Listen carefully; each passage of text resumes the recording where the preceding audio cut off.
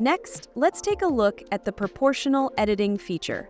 You can enable it by clicking the proportional editing icon next to the snap icon.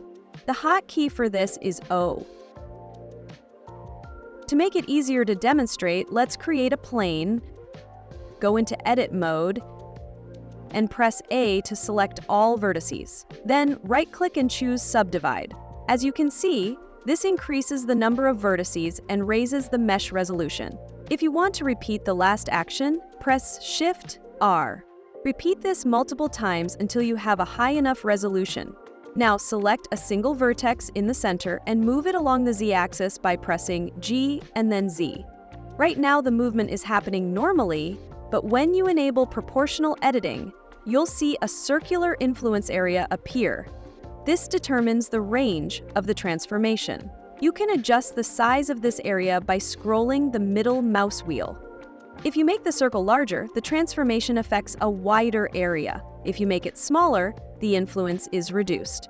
You can also change the way the transformation behaves by using the drop-down menu next to the proportional editing icon.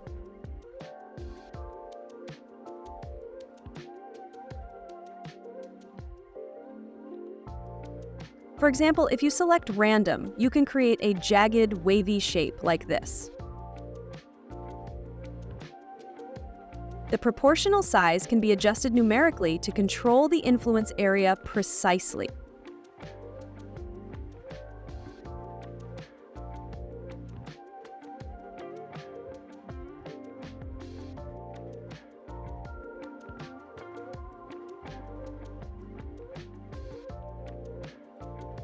If you check Projected from View, the transformation will be affected by your current view angle.